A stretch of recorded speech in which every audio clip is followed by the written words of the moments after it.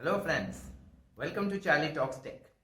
So this video is like before starting off properly with this channel, I wanted to share something which is very close to my heart and to share something about iPhones.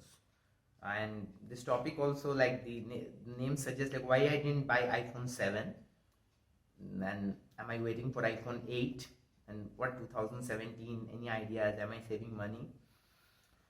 The thing is that let me start off with iPhone 7. Actually, it's a very tempting phone to have, and I did have a lot of money at my disposal to buy an iPhone 7. I was actually tempted. However, what let me down was the design.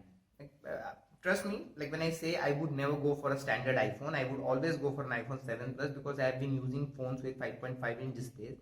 This is my HTC Desire 820 and I'm shooting this with my OnePlus 3. Yeah. Don't judge me because I didn't wait for OnePlus 3T. I know it's a felony, but I lost the bet and I won't be giving away this phone because I'm in love with OnePlus 3. It's worth the money. It's 6 gigs of RAM. You know a lot about it. I won't repeat things. So iPhone 7 Plus rather, I will come to that, was a very good phone.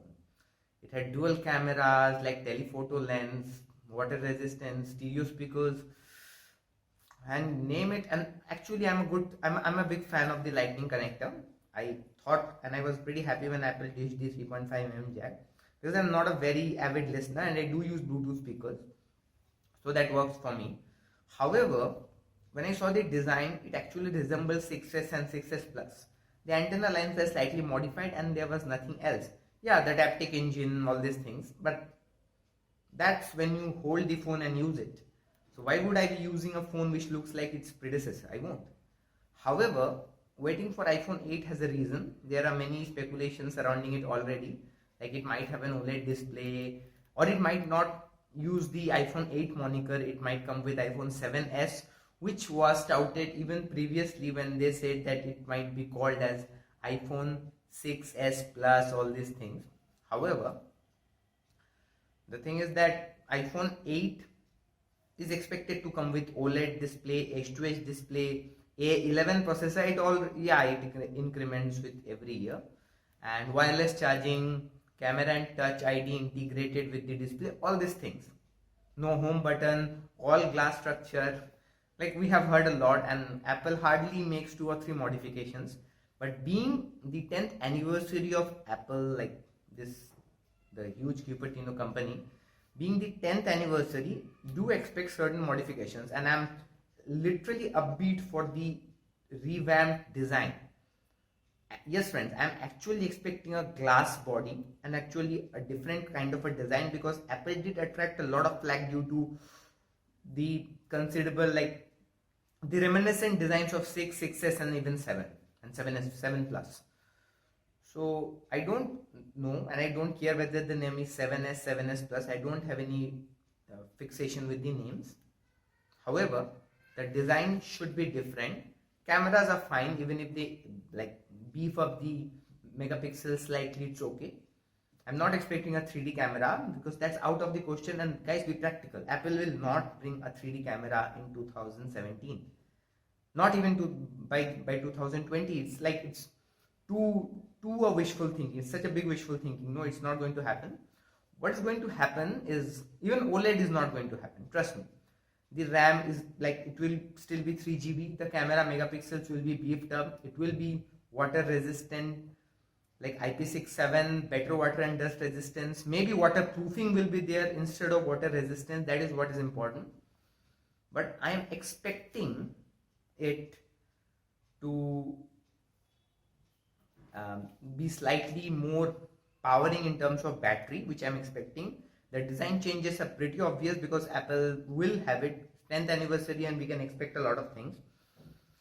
So what are the changes I'm expecting and I'm looking forward to, which will make me buy an iPhone if it launches in September? First, I want an all glass design. Even if it's not an all glass design, I want a substantial design change. Next, processor doesn't actually matter because it's just in the mind.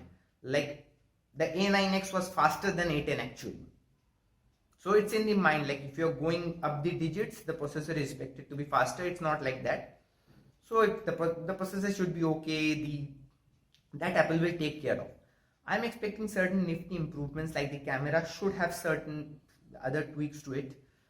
I'm actually impressed by the Google Pixel XL camera. Like there should be certain tweaks to it, and what I would say, like there should be wireless charging is very important to me. It might come because wireless charging is certainly a great thing which Samsung introduced, and Apple might just copy it.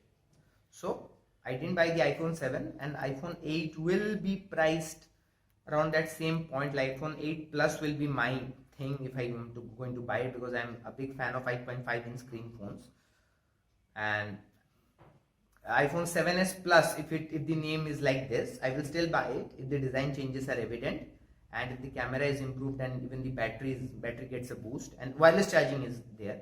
These are the prerequisites which will make me buy an iPhone. And if things are better and if we get more features, it's good for me. And in terms of price point, let me tell you, I do guess the price points pretty correctly. Apple might just increase the price point in India by 2 to 3K. Like it might not be a substantial change back in US, where it was 469, 570, all this kind of pricing for the normal and the plus models. But in India, do expect a price tag of around 60 to 63, 64K for the iPhone 8 or 7s, whichever comes first. And it might just go to 75K for the iPhone 7s Plus or the iPhone 8 Plus. So let's see. I will keep you updated with any more news if it comes. I just told about my personal opinions, and tomorrow onward we'll starting off with the proper channel thing. I will be discussing about electronics, discussing about computers, cameras, which are my favorite, by the way. So I'll see you on the other side tomorrow. Thank you, friends.